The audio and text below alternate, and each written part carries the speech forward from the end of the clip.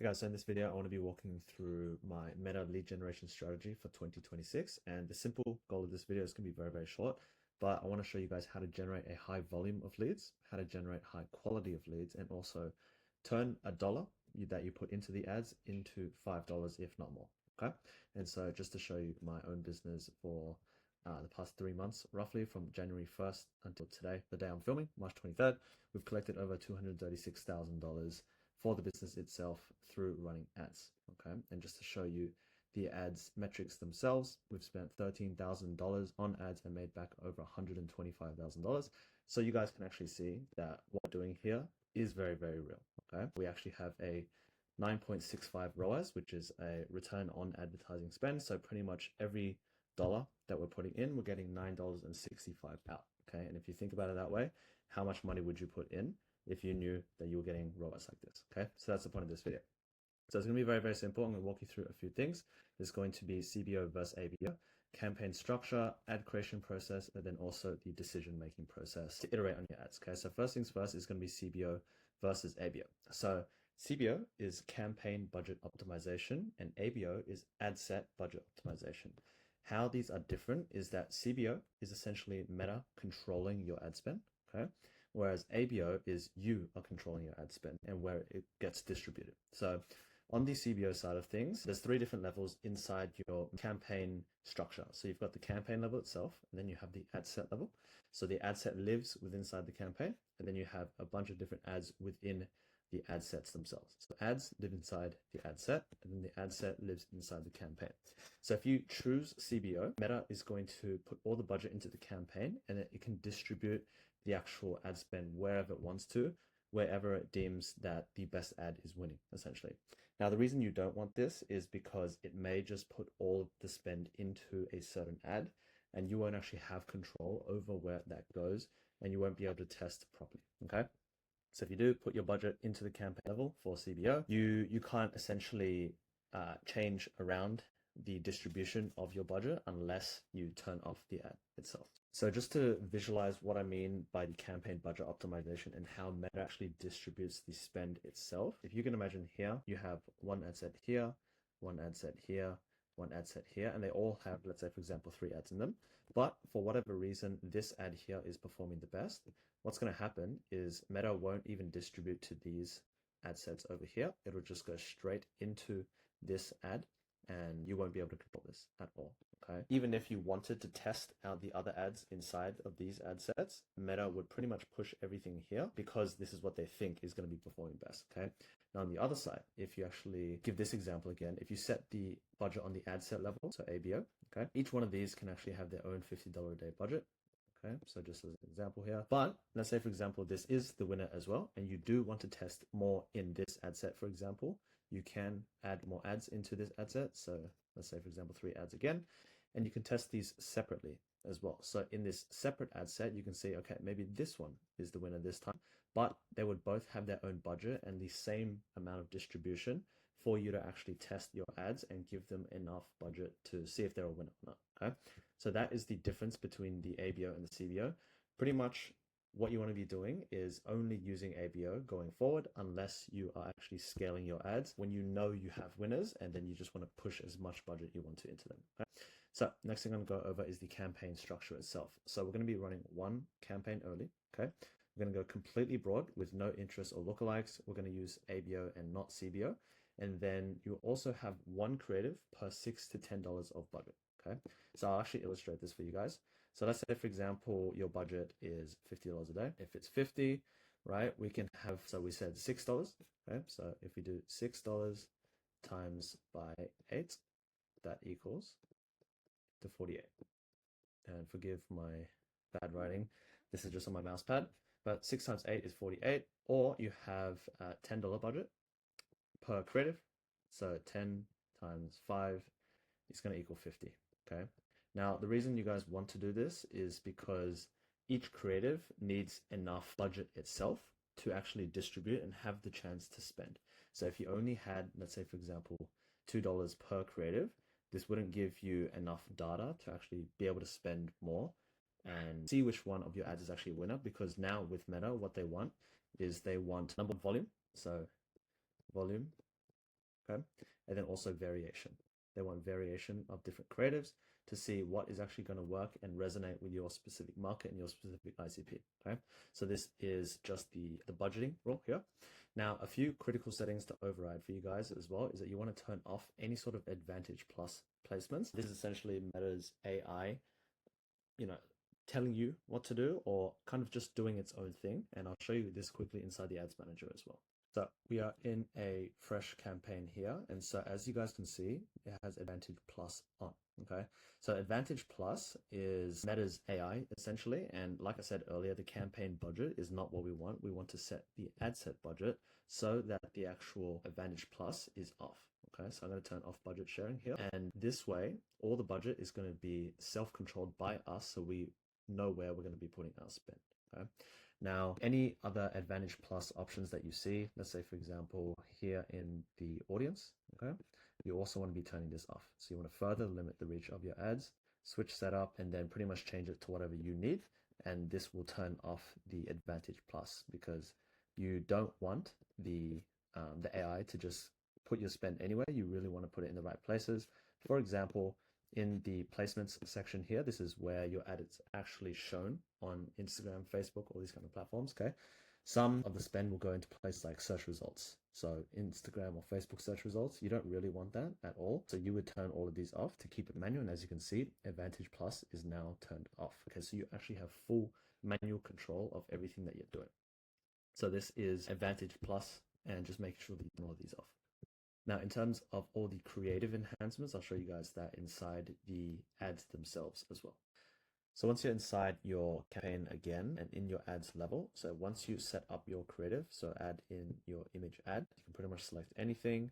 And once we go through here, you can actually see that there's a bunch of Advantage Plus options, right? You want to make sure that all of these are pretty much off. Okay, I won't put it in text for now, but if we go to the image generation, it's going to have this on, and you pretty much want to skip this and not use this at all because these aren't going to be really relevant or anything, and you should have full control of your own creatives themselves. So as you can see, a bunch of Advantage Plus creative enhancements. You want to turn all of these off because they're just going to do random things like add music, add animations, and you really don't want that because it could do anything. And at the end of the day, if it does something that doesn't really resonate or doesn't work or it has some sort of bad music or something, not what you want, okay? So just make sure that you turn all the creative enhancements off.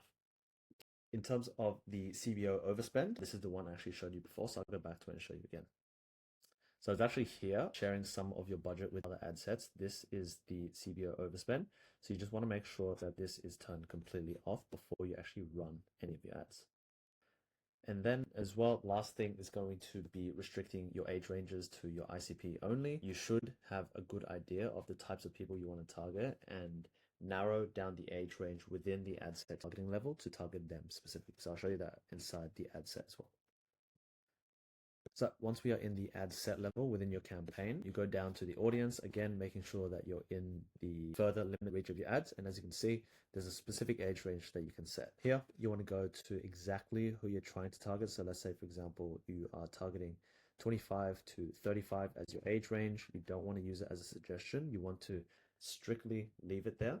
And as you can see, whenever you have anything on as a suggestion or allow Meta to control everything, your Advantage Plus is going to be on. So you want to make sure that you actually have Advantage Plus off for pretty much everything that you actually do, okay? So this is how you can restrict your age range for your ICP themselves. So that is pretty much the campaign structure, and actually showed you guys inside the ads manager as well. So as you saw, only one campaign, one ad set, and as many ads as you want, depending on the budget that you actually have per creative, okay? Now, to go through the ad creation process, this has actually changed a lot now with AI, which is really, really cool. It used to take like 30 minutes to an hour to make a new ad or come up with a concept.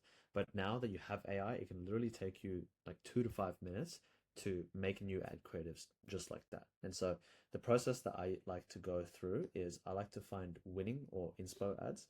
So this is going to be scrolling my own Instagram or Facebook feed, or going into the Meta Ads library to see what other ads out there that are actually performing. So I'll show you guys that quickly. So once you search for it, it's just ad library. So facebook.com/ads/library, as you can see here. Once you're inside, you want to go and select all, and then all here again, and then pretty much just search for whoever your own competitors are or any other advertiser out there that you've seen before. So let's say, for example, I want to search for real estate agency. Here, it's going to show you pretty much all the active ads that are being ran by real estate agencies. Okay, so this is all over the world. You can see different inspiration, see what people are using for videos, using for their statics, all this kind of stuff. And you can take inspiration from these to make new ads themselves as well. Now, let's say, for example, that I like this ad here and I want to recreate it, but I don't actually know how to recreate it myself, or I'm not actually the best at using design tools like Canva. So what we're going to do here is screenshot this ad itself, give it to AI, specifically Claude, get it to break down and create a prompt to remake this, and then also chuck it into Gemini after so that it can create the image again. Okay, so I'll go through the visualization process and then I'll also go into how to do that in a sec. So as I was saying, what you want to do is you want to screenshot it, or if it's a video and you want to get the script from it, just transcribe it, and then you want to drop it into Claude AI. If you're recreating an image, you want to create an image prompt, all right? And then you use that prompt to then prompt Gemini with the new AI prompt itself and the reference image so that it has the best idea of what you want to create because it has more context, okay? And then based on that, you would usually iterate 2 to 3 times. Again, making sure that each creative itself has $6 to $10 of budget. And then the example again was 5 to 8 creatives for $50 a day. Now, on the other side, if you're making a video script, you would drop the video transcription into Claude AI, and then you would create a video script based on whatever the script you used was, and then you'd film it, and then you can iterate it 2 to 3 times as well, depending on if you need to, okay?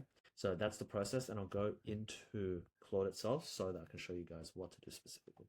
So now that I have screenshot the specific ad from Meta Ad Library, I've literally just dragged it into Claude AI here. So if you've never used it, it's Claude.ai. Honestly, the best AI right now for copywriting, writing scripts, just pretty much anything aside from image generation. I think Claude is the best. So what we would do here is, now that we have our inspiration, what we want is to break the image down into a specific prompt so that Claude can give us another prompt that we can give to Gemini, which will create the actual ad itself, okay? So I've now put my prompt into Claude itself. So I said, make me a prompt that breaks down this image into exactly the same style, the fonts, the colors, and has the same style of copywriting. The only thing I want you to change is the words like Dubai to Sydney itself. I want you to change the FAM properties, which is the company itself. I believe if you have a look here, so FAM properties, into something along the lines of real estate agency, just for this example, right? And so this is for both the top and the bottom logos themselves. Apart from that, keep everything else the same and write me a prompt that I can actually use for Gemini so that Gemini can create an image that is a reference to this, okay? So with this, I have the pro version of Claude as well, because I think, you should have pro versions of any sort of AI, and I'm just going to hit enter and then see what it gives me. All right, so this is the prompt that Claude gave me itself. So obviously just put it in. This took maybe like 10, 15 seconds for it to write an entire prompt that I can use to give Gemini. Okay, so obviously us as humans, we don't know how to make the greatest prompts. AI actually can make much, much better prompts, which is why you want to use AI to prompt AI. So this is what it's given me. All I'm going to do is copy this and then throw it into Gemini for it to make me the image itself, okay? So as you guys can see, I am now in Gemini and I've pasted the image itself plus the prompt of what Claude gave me. And now I'm just going to make sure that the image creation tool is on. Obviously, I've got the pro version of Gemini as well. And I'm going to hit enter and then see what it gives me. So that only took about 15 seconds as well. And as you can see, the image itself with the prompt inside it literally came up with pretty much the exact same thing. And obviously you've got the Gemini logo here, and then you can just easily prompt it to remove the Gemini logo in the bottom right, or you can throw it into Canva. And if you have Canva Pro, you can use the eraser tool as well. But that was it. Like, I didn't even have to do anything. And if I did want to change anything on this, I could prompt it to change it. But in roughly a minute, I have made an entirely new ad without actually having to do anything at all. So as I was saying, the ad creation process is so much faster now that you have AI. And so running ads is really just about understanding the metrics, understanding the data, and knowing what to do, which is what I'll go into next. So that's pretty much the ad creation process, at least on the image generation side of things. And obviously, if I wanted to change anything, like I said, I'd iterate on that 2-3 times. I would tell it, change this, change this, change that, and it would just do it for me that fast. Okay. Now, in terms of the decision-making process, let's say, for example, you've launched ads, you have 5 ads inside your ad set itself. On day 1, which is 24 hours, you're pretty much going to do nothing. Okay. You're only going to get the initial signal. You'll see the early CPM and the CTR data. So that's cost per 1,000 impressions, as well as the click-through rate data as well. If you have low CPMs, which is cheaper eyeballs, essentially cheaper attention, and the higher click-through rate, which means that more people are clicking on your ad, that's actually what you want for your ads itself. Okay. And in terms of the next few days after that, 48 hours, you're going to start to see that patterns are forming. Okay, so certain ads are going to give you better performance. So just to illustrate that, let's say, for example, again, we have 5 ads, 1, 2, 3, 4, and then 5. 24 hours, you'll only see, maybe this one has a little bit of spend, this one has a bit of spend, this one doesn't have any, this one doesn't have any, maybe this one has a little bit. Okay, 48 hours, you're really going to start to see patterns form. Okay, so maybe this one is going to have a lot more spend. And so after 48 hours, you're going to really start to see what's happening, but you still wouldn't make a certain decision yet. Okay. After 72 hours, this is when you can actually make a decision. So this is after pretty much 3 full days. You're going to see that this one probably has the most leads, the cheapest cost per lead, and a higher click-through rate, all these other metrics as well. And then you would either scale or kill each creative. So this one, you would scale. Maybe this one is your second winner. So you would scale this a little bit as well, keep it inside.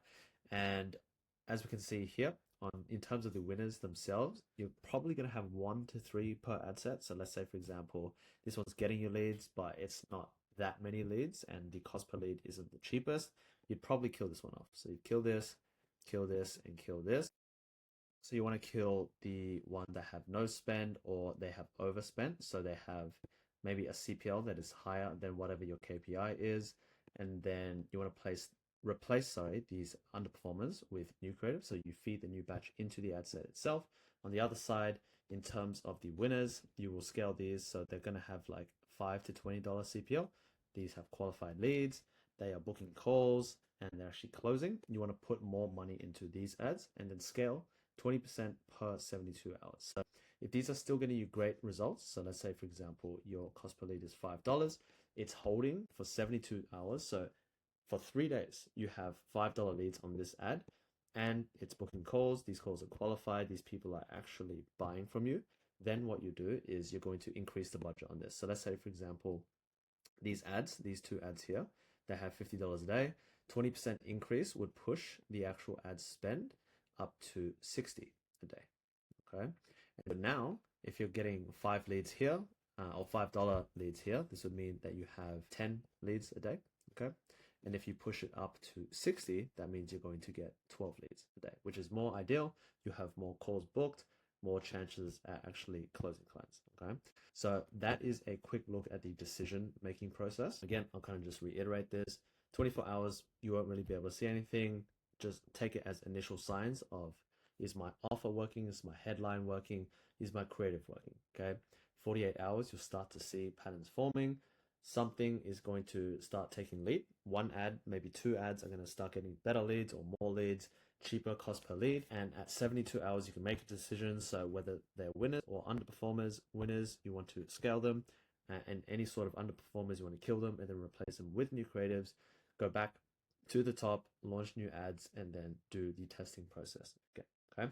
So that was pretty much it for the video itself. This is everything that I teach my clients inside my program as well. So if you guys want to actually start generating leads with Meta, want to start an agency, if you're trying to scale your agency and you want to have a better understanding of Meta lead generation, feel free to click on the link below in this video. I have a link for you. Speak to my team. We'll see if there's a good fit, see if we can actually help you guys out with achieving your goals. And then apart from that, I'll see you guys on the other side. Peace.